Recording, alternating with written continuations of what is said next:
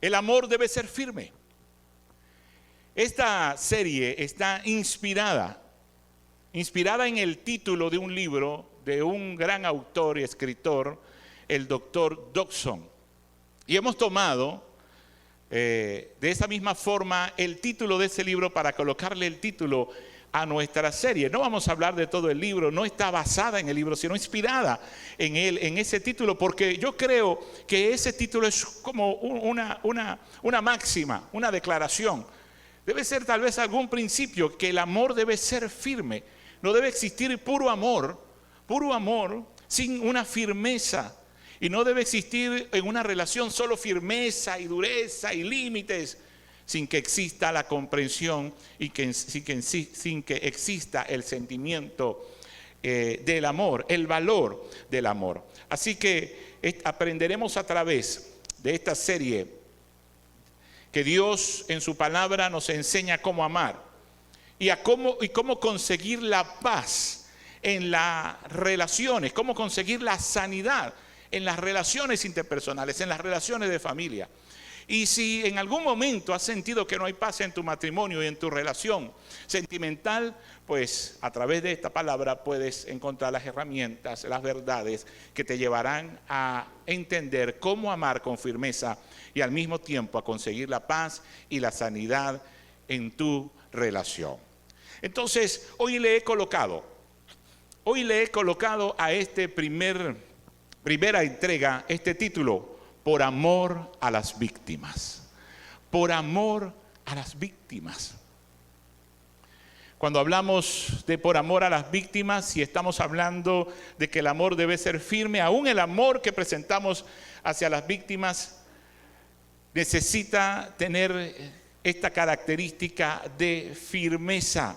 Así que hoy hablamos entonces acerca de por amor a esas personas que han sufrido, por amor a las personas que están sufriendo, por amor a las personas que están siendo heridas y por amor a las personas que fueron en algún momento heridas. Este libro yo le he recomendado a leer a muchas personas, del libro del que estábamos hablando, el libro en el cual inspiramos nuestra serie, a muchos pacientes, especialmente cuando se trata de un tema de infidelidad de pareja. Cuando esta pareja, ese cónyuge ha sido infiel, y hablamos y enseñamos acerca de la firmeza del amor. Pero es un libro que recomiendo ampliamente a todas las parejas que han atravesado por un momento de infidelidad. Pero también hay algunos capítulos muy interesantes del doctor Dodson en este libro que pueden ayudar y aclarar muchas cosas antes de que en el matrimonio existe el adulterio o antes que en el matrimonio aparezca una infidelidad. Sin embargo, les dejo esa recomendación. Este es un libro extraordinario y me parece una manera extraordinaria en la cual el doctor Dodson escribe. Tal vez no vas a encontrar unos textos bíblicos y no vas a encontrar una mayor explicitez en la palabra con respecto a lo que Dios dice, pero está basado en principios que luego podemos encontrar en la palabra de Dios. Bien, entonces hoy quiero hablarle acerca de por amor a las víctimas. El Evangelio de Marcos, capítulo 6, versículos 34, dice así: salió Jesús y vio una gran multitud. Y ¿qué tuvo el Señor? Compasión de ellos, porque eran como ovejas que no tenían un pastor. ¿Y qué comenzó a hacer Jesús? Y comenzó a enseñarle muchas cosas. Quiero repetir este texto bíblico, pues creo que es bastante corto. Salió Jesús y vio una gran multitud y tuvo compasión de ellos porque eran como ovejas que no tenían pastor, y comenzó a enseñarle muchas cosas. ¿Qué es una víctima? Nos preguntaríamos si vamos a hablar por amor a ellas, por amor a las víctimas. Podemos definir tal vez una víctima como una persona que sufre un daño como consecuencia de la conducta de otro. Esa persona que está siendo herida, que sufre un daño por cómo se comporta otra persona muy cercana a él, podemos hablar de que es una víctima.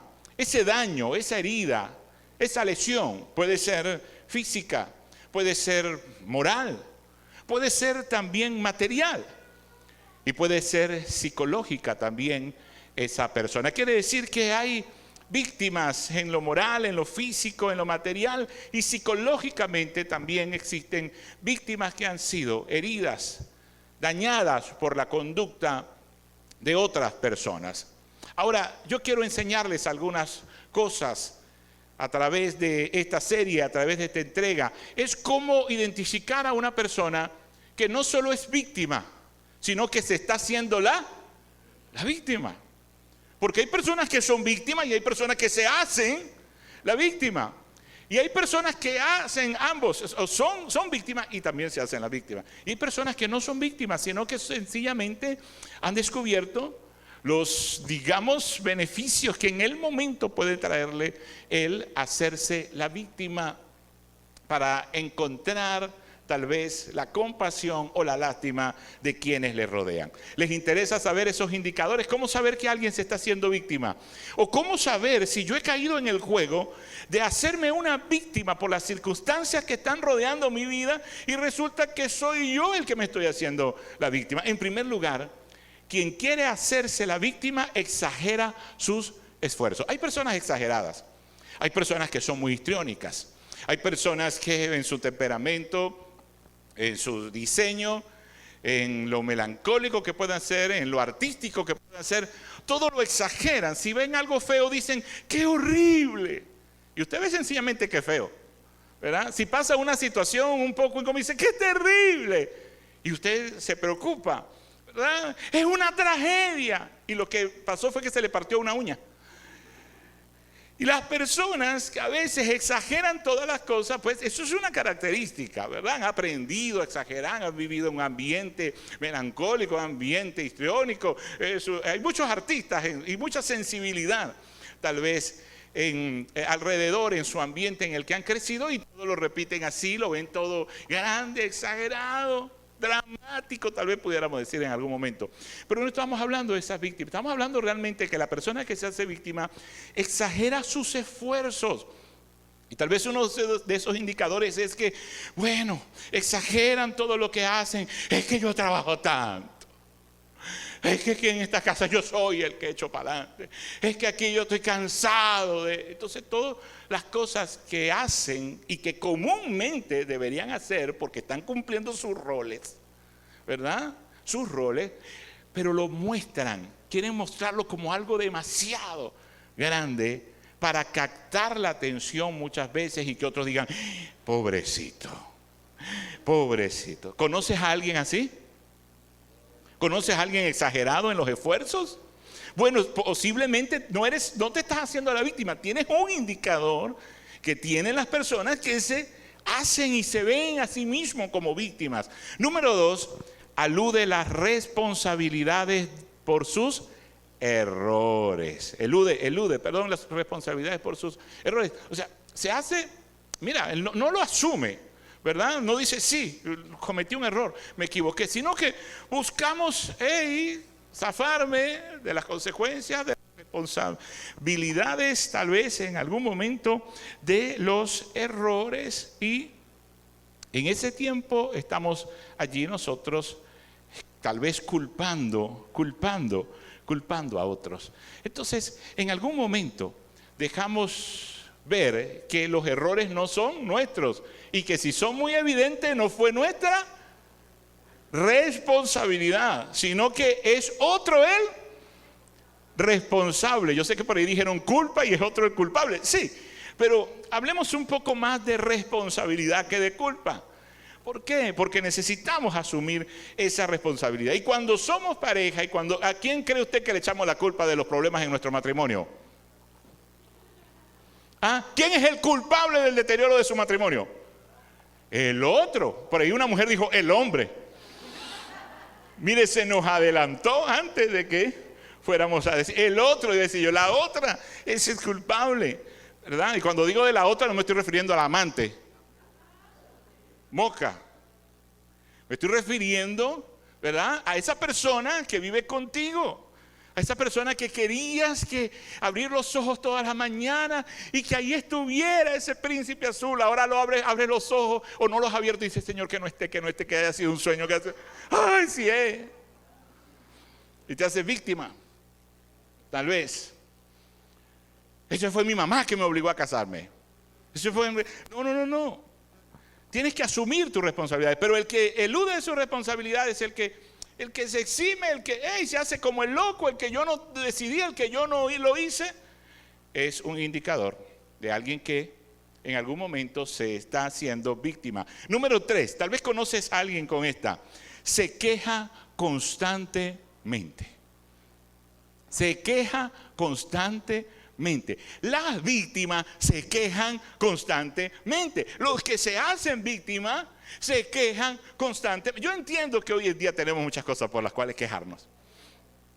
¿Por qué, pastor? Porque somos víctimas tal vez. Pero una cosa es que tú seas víctima y otra cosa es que tú te hagas la víctima y te veas solo como una víctima. Y cuando nos vemos solo como una víctima y cuando nos hacemos víctimas, pues uno de esos indicadores es que nos vamos a quejar por todo. Gracias. Nos vamos a quejar constantemente. Otra, ¿conoces a alguien que se queja constantemente? ¿Verdad? Tal vez lo ves todas las mañanas en el espejo. Y cuando lo ves y te vas a cepillar, ay Dios, este cepillo, ay esta crema, ay este día, ay yo tengo que pararme otra vez a trabajar, ay como que amanecí más viejo, ay tengo una cana quitada. No, este tipo de queja tal vez no es lo que estamos diciendo. Pero la persona que se hace víctima se queja constantemente. Número 4, culpa a los demás, pero ¿de qué forma? Frecuentemente. Tú puedes responsabilizar a alguien de algo, ¿cierto? Mira, esto está así, está malo, está de esta forma. Es tu responsabilidad, es tu culpa, puedes hacerlo. Pero si constantemente estás culpando a todos, o a la persona que está a tu alrededor, o a las personas, y si constantemente estás culpando a tus hijos, tal vez tienes un indicador de esa persona que se está haciendo una víctima.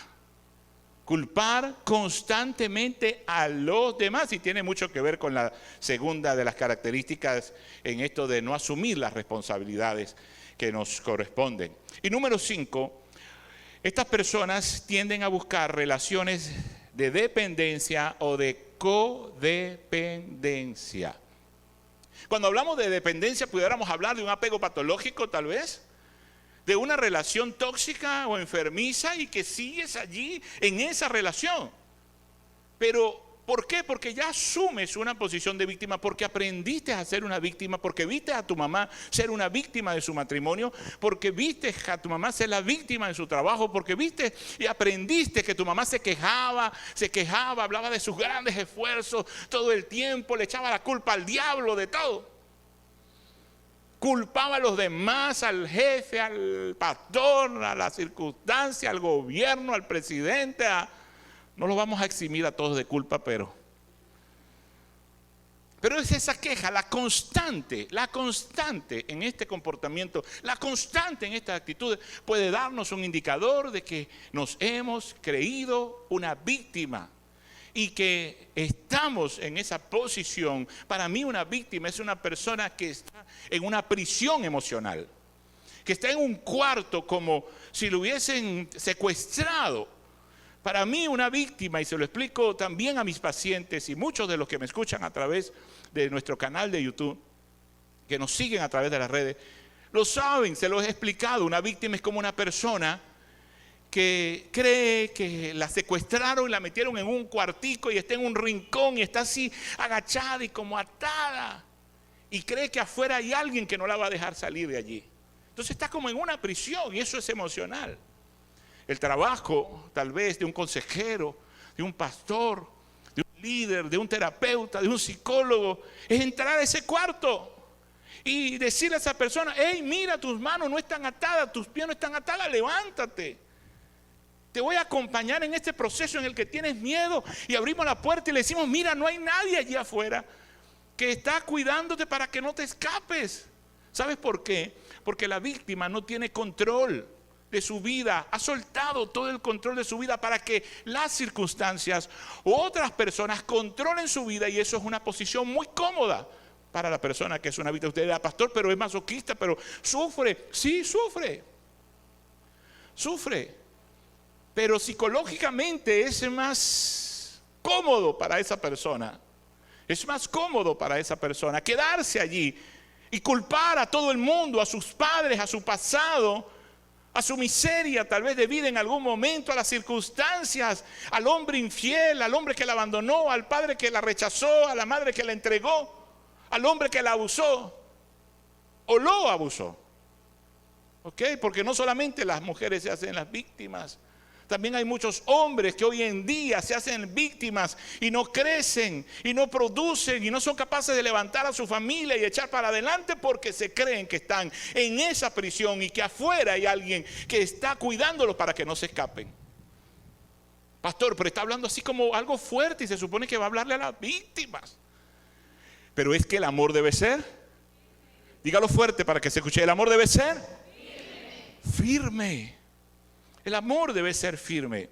Esas relaciones de dependencia, esas relaciones de codependencia, ¿cómo es eso? ¿Cuál es la diferencia? Es que el codependiente depende emocionalmente de otra persona que depende tal vez de una sustancia o de un hábito destructivo. Por ejemplo, la esposa de un alcohólico, la esposa de un drogadicto, la madre de un hijo con problemas de adicción. Y no solamente mencioné tal vez lo más escandaloso, la droga, el alcohol, también el cigarro, tal vez la pornografía, tal vez la ludopatía, la apuesta, los juegos, también el trabajo. Porque hay personas que dejan todo esto una vez que llegan a Cristo y el Señor los liberta del alcohol, de la droga, del cigarro, de la pornografía, pero ahora son trabajólicos y de alguna manera siguen en una adicción y en un comportamiento destructivo. La diferencia es que deberían tener mucho dinero. ¿Cierto? Otros comienzan a hacer ejercicio y explotar, sí, y terminan con un corazón de atleta. Enfermos también. E igual son ausentes emocionalmente como padres, igual son ausentes emocionalmente como esposos o como esposas, igual son ausentes emocionalmente como hijos. Y aunque produzcan mucho dinero, sus hijos crecen con un vacío que los predispone también a un comportamiento adictivo. Y las parejas que se buscan entonces son codependientes porque ellas no pueden soltarlo, no pueden dejarlo, quieren controlarlo, su estado de ánimo depende. Si él amanece bien, yo estoy bien; si él amanece mal, es mi culpa y es mi responsabilidad. Y queremos controlar a esa persona, la vida de esa persona, pero no te has dado cuenta que lo que te has convertido es en una víctima en una relación, o ya eras una víctima como un patrón conductual heredado y ahora estás en una relación codependiente. ¿Me siguen? Amén. Hacerse la víctima a veces es una estrategia para eludir responsabilidades, es una vez una estrategia para evitar crecer, porque tienes que crecer. Las víctimas no crecen, las víctimas se quedan como niños. Y si sus traumas fueron en la niñez, donde hubo abandono, donde hubo abuso, donde hubo maltrato, o cualquier circunstancia donde hubo pobreza, porque la pobreza resiente mucho a un adolescente y resiente mucho a un niño que ve a su compañero que tiene muchas cosas y él no, y resiente mucho a un adolescente que ve que sus compañeros tienen cosas que él no puede tener y que sus padres no le pueden dar, y se resiente muchísimo. Y esa pobreza resiente a los hijos y se quedan en una edad o en un trauma a una edad, en el momento en que se divorciaron tus padres. Tenías 12 años, 15 años, 8 años. Y resulta que ahora eres una persona adulta, tal vez casada, pero emocionalmente sigues como un niño que no puede defenderse, que está atado en aquel cuarto. Y no quieres crecer y te buscas una relación codependiente para seguir haciéndote la víctima, para seguir exagerando tus esfuerzos, para seguir eludiendo tus responsabilidades. Te quejas constantemente, culpas constantemente a ese. Que es tu esposo, que es tu padre, que es tu hijo, que es tu madre. Mira, culpas a los demás, culpas a quienes están a tu alrededor, y lo que has desarrollado es una relación de codependencia. Y estás creyendo que si él cambia, entonces tú vas a mejorar. Pues no es así, porque el amor debe ser firme. Tarde o temprano vas a generar situaciones problemáticas, tanto en ti ¿verdad? También como en los demás. Quiere decir que hacerse la víctima es engañarse y con frecuencia desplegar conductas que dañan a otros. Hacerte la víctima es engañarte a ti mismo. Y tal vez tú vienes en esta mañana porque dice la Biblia que la verdad te va a hacer libre. Libre de esa mentira en la que has creído que eres una víctima, que no puedes, que estás amarrado, que te tienen secuestrado, que tuviste un pasado demasiado doloroso y difícil y hoy en día no puedes defenderte. Y estás culpando tal vez a ese pasado. Mira, la persona que cree o que se hace víctima cree que no puede tomar decisiones correctas, deja que los demás decidan por ellos. En cuanto a las circunstancias en sus relaciones, la autoestima de una persona que se hace víctima está seriamente dañada y en consecuencia se desarrollan patrones de conducta destructivos, autodestructivos.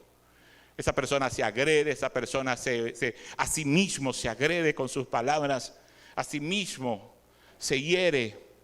Es una autoagresión. Y podemos ver la autoagresión en algunos indicadores, que hoy en día aparece el modernismo, hoy en día aparece lo que todo el mundo usa, lo que todo el mundo hace. Los tatuajes fueron en algún momento por el psicoanálisis considerados como una autoagresión. Las perforaciones de más en tu cuerpo, así sean en tus orejas, también eran un indicador de un resentimiento, de una falta de perdón, de hacerte una víctima de lo que pasó en tu niñez. Quiere decir entonces que muchas personas adultas hoy en día no crecieron realmente. Se siguen viendo como víctimas indefensas, como niños o como adolescentes que sufrieron por la conducta de otros. Se quedan en el pasado. Por eso muchas personas se convierten en personas, escuche bien esto, en personas controladoras. ¿Cómo es eso, pastor? Parece incongruente. Una víctima que controla su vida se convierte en una persona controladora. Sí.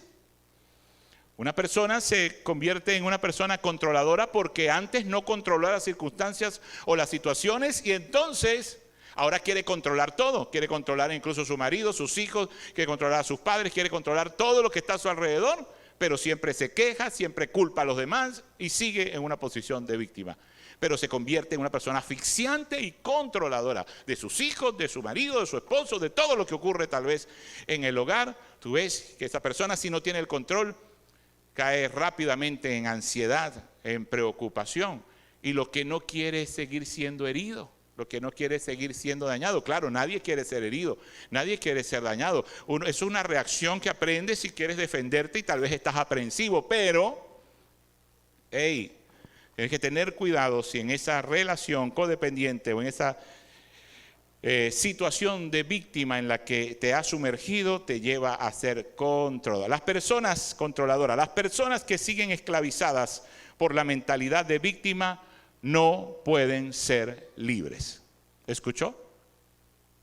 Las personas que siguen esclavizadas en una mentalidad de víctima no pueden ser libres, porque creen que allí están y que no pueden salir de ese cuartico donde los tienen amarrados. Y que afuera hay alguien que cuando haga el intento de zafarse, esa persona lo va a volver a atar o esa circunstancia de la vida lo va a volver a atar. Entonces no puede ser libre.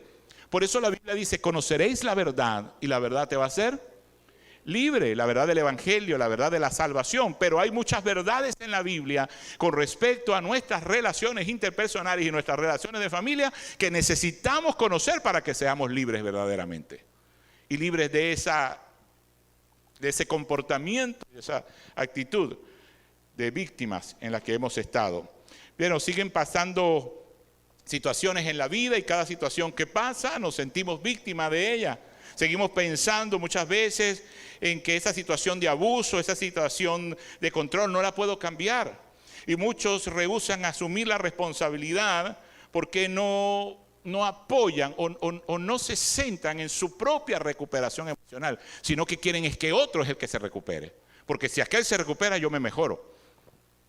Tiene algo que ver. Hay una correlación en que si tu pareja mejora, tú también vas a sanar en algo. Que si tus hijos, tus padres y las personas que están a tu alrededor mejoran, puedes mejorar en algo. Pero eso no va a sanar totalmente tu autoestima, ni va a sanar totalmente tus heridas, por las cuales, aunque fueron en el pasado y en un presente reciente, o en un pasado, reciente, sigues teniendo la actitud, porque has aprendido el comportamiento y esa actitud de víctima. Hay una creencia falsa para los que se hacen víctimas. Unos dicen esto: mi pasado es sumamente doloroso. No tengo la fuerza para cambiar. No tengo la fuerza o lo que se requiere para salir de esta situación. Otros pueden, yo no puedo. Eso es hacerse víctima. Y eso es una creencia falsa. Me paraliza el temor a ser descubierto como un fracasado. Y para no ser un fracasado, prefiero no hacer e intentar nada, pues ya estás en una posición de fracaso. Si no te arriesgas, si no tomas riesgos calculados y aquello que no controla lo pones en las manos del Señor para que eso se traduzca a los ojos de Dios como fe en Él, confianza en Él. Si no te atreves, pues no vas a tener resultados. Si prefieres no arriesgarte y quedarte en tu zona de confort o allí aprisionado como víctima, ¿por qué? Porque si sales puedes fracasar. Déjame decirte que ya estás fracasando. ¿Cuál debería ser la creencia correcta? ¿Cuántos son cristianos acá?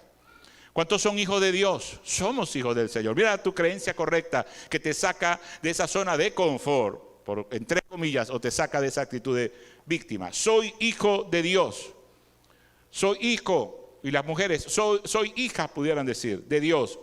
Cristo vive en mí y me da el poder que necesito para cambiar. Entrego mi temor al fracaso en sus manos y acepto la responsabilidad de trabajar para vencer el pasado, porque sé que Dios es fiel y Él lo hará. Amén. ¿Cuántos pueden creer eso? Amén. ¿Qué tal si aprovechando que hoy ha sido un poco psicológica nuestra parte de nuestro programa en la presentación de nuevos psicólogos, hacemos un poquito de programación neurolingüística? Y usted repite conmigo, o repetimos todos al mismo tiempo. Diga fuerte allí: soy hijo de Dios.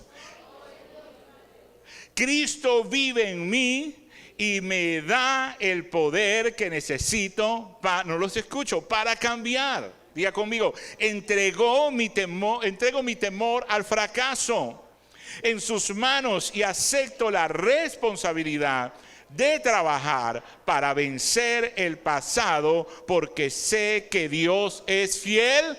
Él lo hará. Amén.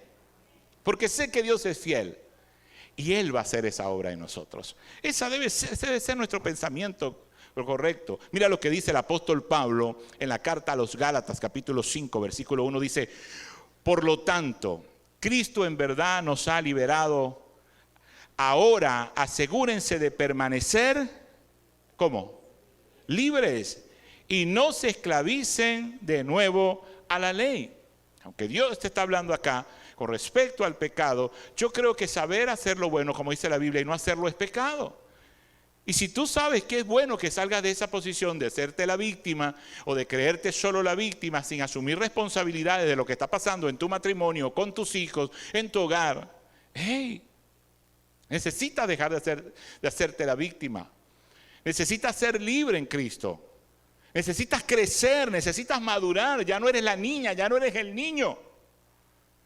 Los cuales no tenían control de las circunstancias. Tienes que levantarte, salir de ese lugar y darte cuenta que no hay un captor, no hay una persona afuera que es un secuestrador que te metió allí, que está vigilando para que no te escapes.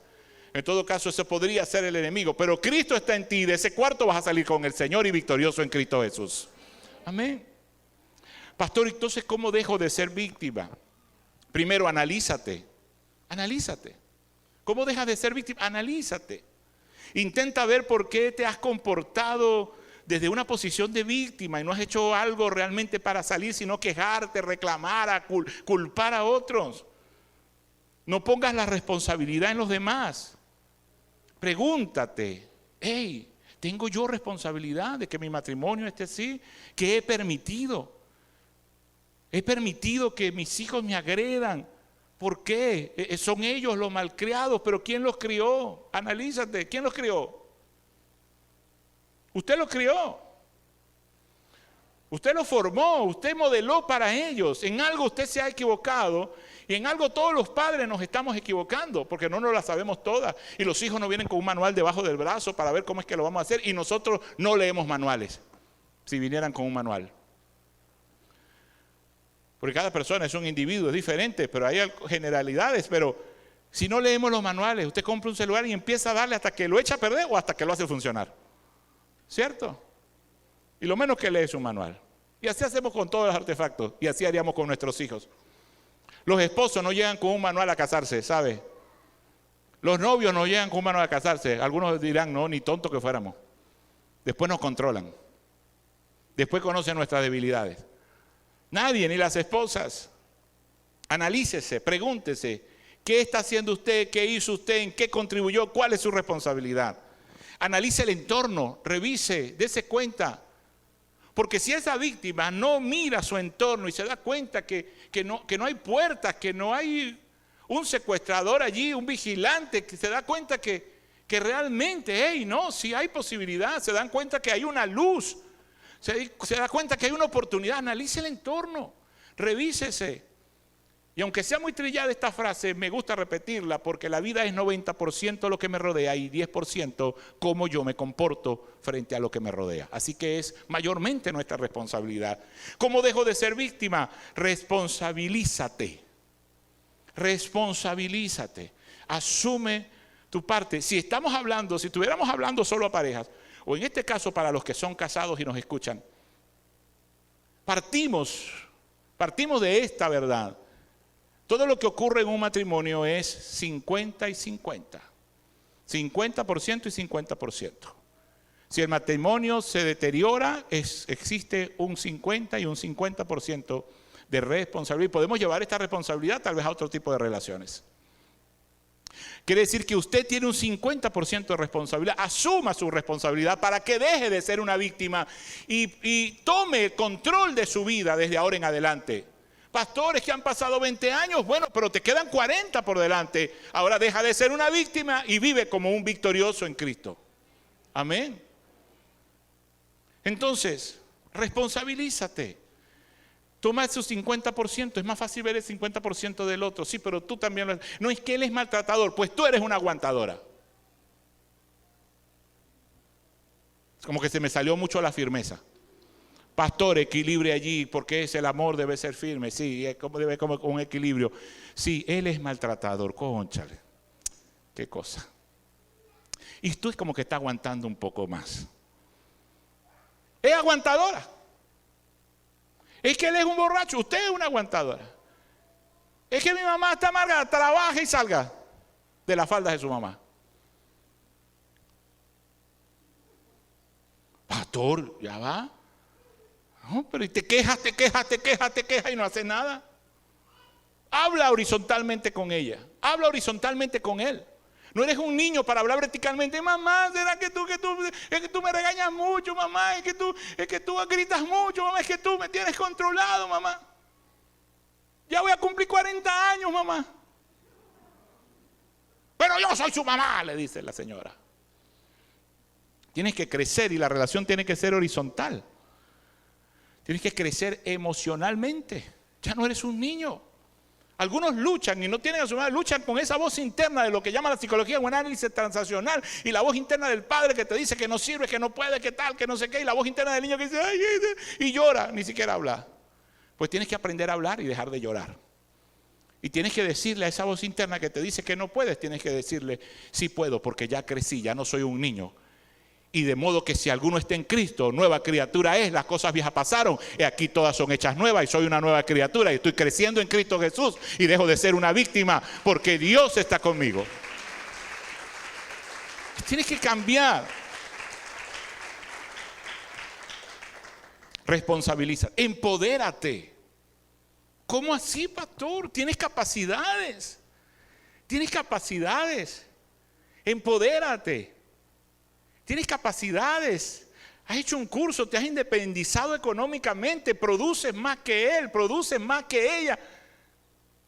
¿Qué está pasando? ¿Por qué? ¿Por qué esa diferencia? ¿Por qué me dejo pisotear? ¿Por qué me dejo humillar? Empodérate, empodérate no es agarrar, no sé qué sé yo, el machete que tenés guardado por allá y rastrillarlo en el piso y amenazar a la gente, no, y explotar y gritar y decirle te va a picar en pedazos, no.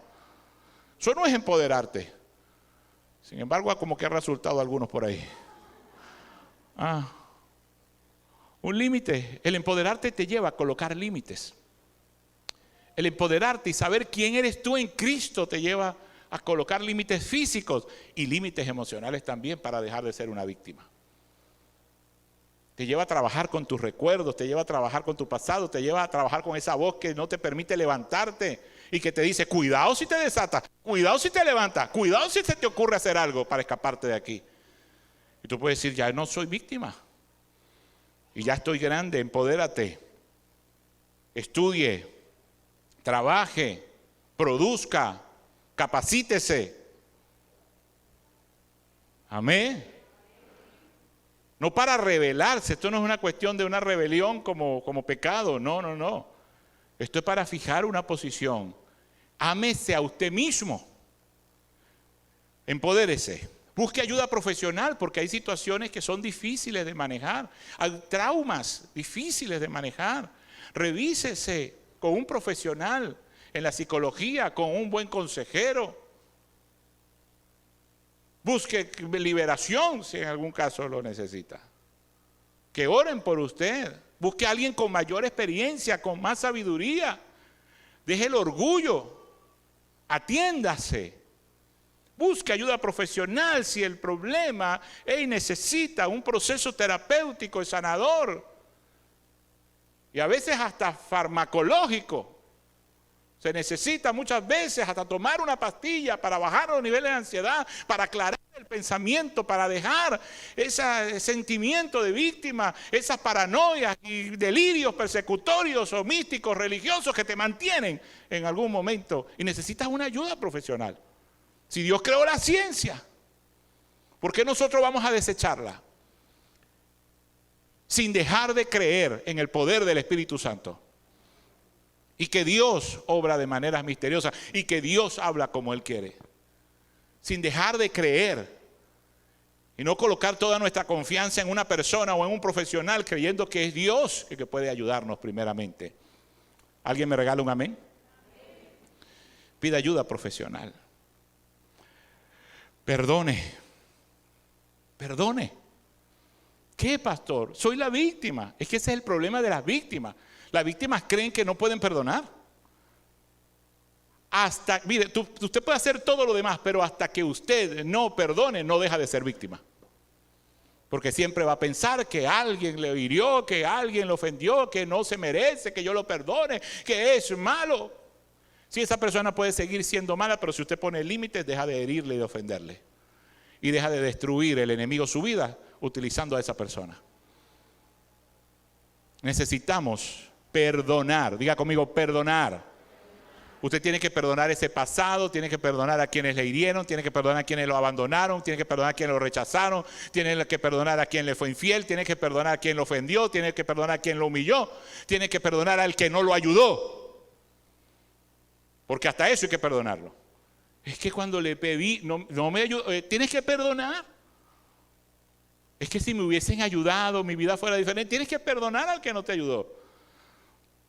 Y tienes que perdonar incluso y soltar ese pasado de las circunstancias que te rodearon. Y puede ser ese pasado reciente, puede ser de ayer, como puede ser hace 20, 30 años en tu niñez. Necesitas perdonar. Quien no perdona no deja de ser víctima. Se va a quejar todo el tiempo por lo que le ocurrió. Y si Dios dice en esta lectura, en Marcos 6:34, salió Jesús y vio la gran multitud y tuvo compasión de ellos porque eran como ovejas que no tenían pastor y comenzó a enseñarle ¿cuántas cosas? Muchas cosas. ¿Qué es compasión? Entonces Jesús tuvo compasión. ¿Qué es lo que busca una víctima? ¿Qué cree usted que busca la víctima? Compasión. ¿Qué busca? Lástima. La víctima lo que está buscando es lástima. El que se hace víctima está buscando lástima de la gente, lástima de los demás. Pero la compasión es diferente. Mira, la compasión es un sentimiento de tristeza que se produce al ver padecer a alguien y siento compasión. Pero eso me impulsa, eso que siento me impulsa, me lleva a aliviar el dolor de esa persona, a aliviar su sufrimiento, a remediarlo o a evitar que siga sufriendo. Eso es la compasión. Pero me llama poderosamente la atención que al Jesús sentir compasión, no solo tuvo lástima, no solo multiplicó panes y peces para darle a la gente, no solo sanó enfermos por lástima, no. Tuvo compasión, quiso que sus vidas cambiaran, que sus vidas mejoraran. Quiso que fueran libres. Cuando descendió aquel paralítico y los amigos abrieron el techo y dijo, wow, y ese hombre está enfermo. Jesús primero no lo sanó con lástima, primero perdonó sus pecados porque ese hombre necesitaba ser libre, aunque siguiera como paralítico. ¿Me sigue? Necesitaba ser libre. Y esa libertad iba a cambiar su manera de pensar. Y tal vez si no dejaba de ser paralítico, pero mira, hay muchas personas con minusvalía que increíblemente se desarrollan, crecen y se activan mucho más que aquel que tiene todas sus capacidades motoras.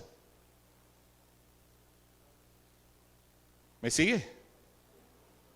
Pero aquel que tiene que se le partió la uña y dice, no puedo, que me duele mucho la uña, no puedo hacer nada. No te puedes ni vestir. Y aquel, como lo hemos visto en ejemplo, le faltan las piernas, le faltan los brazos, le falta algún sentido como la vista. Y pueden. ¿Sabes por qué nos hacemos víctimas nosotros? No podemos. Jesús tuvo compasión y les enseñó. No solamente sanó sus heridas, no solamente suplió sus necesidades. Jesús les enseñó muchas cosas. Y la compasión, mira, es un valor humano que conjuga la empatía, que es una palabra muy utilizada por muchas veces por los psicólogos. Utiliza la empatía y la comprensión hacia ese sufrimiento que los demás tienen. Pero no se quedan solo sintiendo lástima. ¿Y cuál es la diferencia, pastor, entre lástima y compasión? Mira, la lástima se queda en una manera o en una sola apreciación. Una mera, podríamos decir, apreciación de la situación. Y ay, siento lástima. ¿Cuántos han sentido lástima alguna vez? Muchas veces sentimos lástima porque nos quejamos, lamentamos la situación, pero no hacemos nada por aquella persona. Tal vez en el buen en el hombre que fue herido y donde pasó el buen samaritano tuvo compasión. Sintió en su dolor, pero ayudó a esa persona. Los demás tal vez sintieron lástima y dijeron, ay, pobrecito. Ay, pasaron. Como muchas veces hacemos nosotros con personas que están sufriendo. Solamente sentimos lástima. ¿Pero qué sintió Jesús? Compasión. Y sentir lástima o sentir compasión no es sentarse a llorar con esa persona y ay, sí, bueno, por lo menos ora por esa persona. Pero si está en tus manos ayudarla y enseñarle, más que darle, enseñarle. Puedes darle para aliviar una situación en el momento, pero puedes enseñarlo. De allí esa famosa frase de no le des un pez, sino que enséñalo a. Eso es compasión. ¿Entiendes? Eso es compasión. No solamente le des el pez, no solamente le des la comida, no solamente suplas la necesidad del momento. Hazlo como Jesús lo hizo, pero enséñalos a que no vuelvan a caer en esa situación de pobreza. Entonces hay una diferencia. La compasión se distingue por ser un sentimiento activo, de cercanía, de sincera conexión con el que está sufriendo. Entonces, ¿qué es sentir lástima por uno mismo? Bueno, sentir lástima por uno mismo es una emoción autodestructiva. Si usted siente autocompasión, eso lo va a destruir, ¿sabe? Eso es destructivo. Ya casi para terminar, quiero contarte una historia que a algunos se las he contado brevemente, sencillamente, sin nombres, sin mayores características. En una oportunidad llego a mi consultorio, iba a atender a una paciente y cuando estoy subiendo las escaleras encuentro a esa persona que no terminó de llegar al último piso donde está el consultorio, sino que estaba tirado en la escalera, así, acostado, Casi que tocaba el último peldaño para terminar de subir. Y a usted le parecerá tal vez grosero de mi parte, pero creo que hasta un proceso terapéutico comienza mucho antes. Desde concertar una cita, desde que la misma persona llama y dice, necesito una ayuda, no que, mire, estoy llamando porque quiero una consulta para mi hijo, quiero una consulta para mi esposo, que su esposo pida la consulta. Y pida la ayuda, pida la consejería pastoral, que se mueva él. Pero como controlamos como codependiente, le buscamos la ayuda a los demás muchas veces. Y desde ese comienzo está allí. Entonces yo subí mis escaleras con mi esposa. Y les digo, parecerá grosero porque yo llegué, hice así y pasé por encima donde podía para no pisar a esa persona. Y subí y abrimos el consultorio y entramos. Y le dije, buenas tardes. Con una voz firme. Buenas tardes. La persona allí miró. ¡Ah! Y yo pasé. Y entré. Mi esposa le atendió, le ayudó a incorporarse. Pasó adelante, yo pasé derecho y pasé para mi consultorio. A prender el aire, a acomodar mis cosas, a esperar que mi esposa hiciera la lista y me pasara y comenzara a llamar al que llegó de primero. Y si ella ha llegado de tercero, la paso de tercero. Y si ha llegado de quinto, la paso de quinta. Porque ese es el problema con los que se hacen víctimas. Ahora es víctima del psicólogo. Ay Dios, qué cosa tan loca. Al rato, comenzamos la consulta, le llamo y pasa adelante y se sienta. Y tal vez fue un abordaje inusual, atípico. Y entre palabras más y palabras menos, entre el saludo, le dije, si usted cree que yo voy a tener lástima de usted, se equivocó. Porque muchas personas van a la consejería pastoral, vienen a hablar con el líder, vienen a hablar por su matrimonio, vienen a una consulta psicológica buscando, ¿qué? Lástima. Buscando lástima. Buscando que lloremos con ellos, porque la Biblia dice llorar con los que lloran, y lloremos con ellos y nos quedemos solo en esa posición y decir, verdad, Dios mío, ni ganas tengo de orar por tu esposo porque es un malvado. Para no decir otra palabra. Porque es un maluco. ¿Sí? Y si estuviera el esposo esperando la consulta, ¡que pase el maluco! Veríamos. Pero la Biblia dice en Proverbios, el primero aboga por su causa. El segundo, el que pasa después, lo descubre. Usted escucha al primer paciente, usted escucha a la mamá primero, ese hijo es terrible. Usted escucha primero al hijo, la mamá es de lo último. Usted escucha primero al esposo, esa cuaima que usted se buscó por mi esposa. Usted escucha primero a la esposa y te dice, este hombre sinceramente, tenemos que orar para que el Señor se lo lleve. No hay remedio. El primero dice, ay, todo lo malo del otro. Y cuando pasa el otro, entonces tú tienes una imagen más completa de lo que está pasando en la relación. El proverbio lo dice, el libro de sabiduría. Esta persona se siente y le digo, mira, las lágrimas bajaban por las escaleras y mojaba toda la planta baja. Su ropa estaba mojada y ya me tenía un charco allí en la oficina. Pastor, está exagerando. Bueno, algo de víctima tengo que tener. Todo allí. Y le dije, usted no va a conseguir de mí lástima. Usted va a conseguir de mí compasión. ¿Qué es lo que le pasa? Es que mi esposo. No, así no la puedo atender. No le entiendo. Su esposo es infiel. Su esposo tiene otra. Perfecto. No es la única mujer que le ha pasado.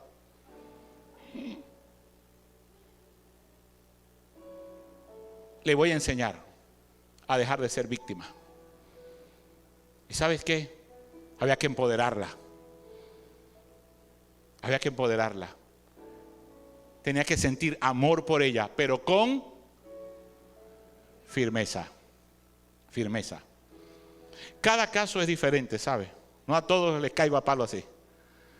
Cada caso es diferente. Y le dije, ¿sabe por qué yo no siento lástima como usted? ¿Qué hace usted tirada en mi escalera? ¿Qué hace una mujer como usted? Usted es una mujer profesional. Usted es una mujer joven. Usted es una mujer esforzada. Usted gana más que su esposo y produce más dinero. Usted es una mujer inteligente y con todo el respeto que usted se merece, usted es una mujer hermosa.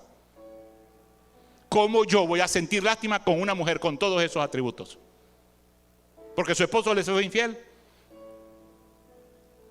Si él no se acomoda, déjelo. Porque usted va a estar sufriendo por eso.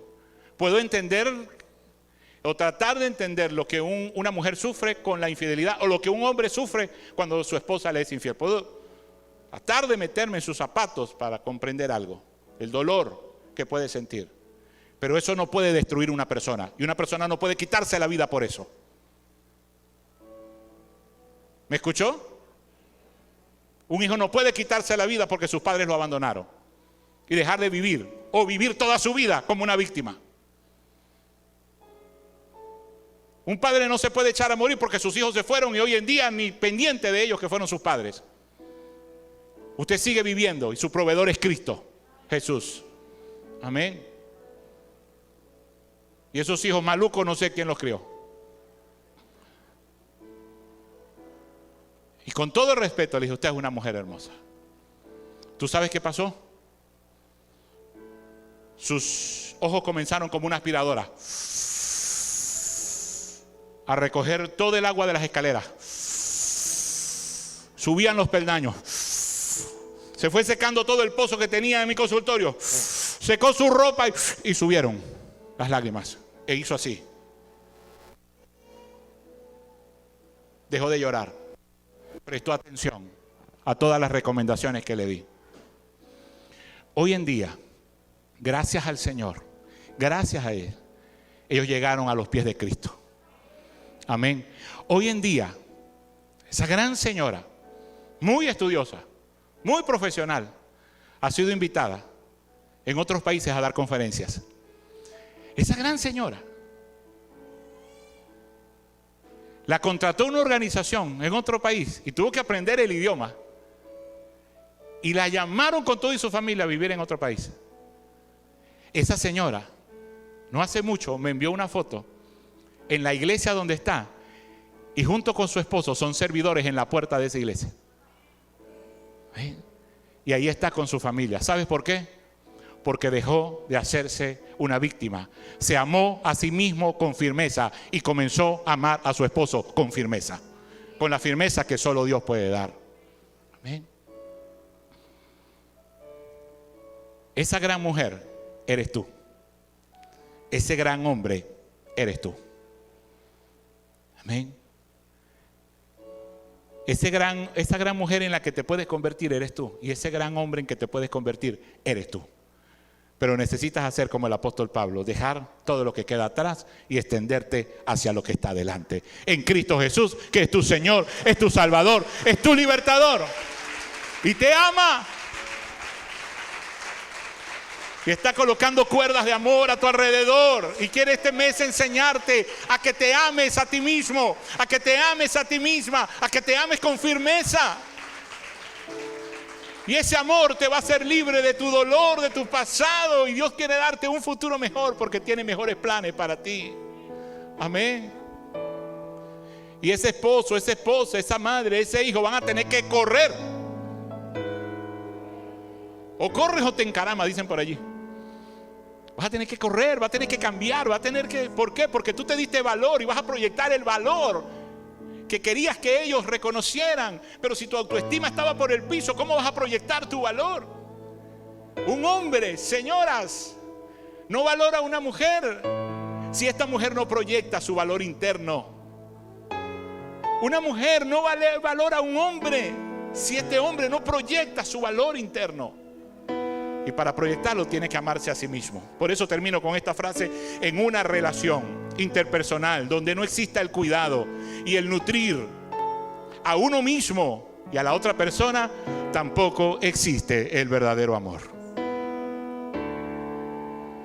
Quiere decir que en toda relación debe existir el cuidado, debe existir el nutrir en todas las formas. Pero empezando por ti y amando a los demás. Y Cristo enseñó a las personas y les dijo: amarás al prójimo como te amas a ti mismo. Eso es amar con firmeza. Amén. Aplaude al Señor con fuerza. Gracias por escuchar nuestros mensajes. Compártelos con tus familiares y amigos.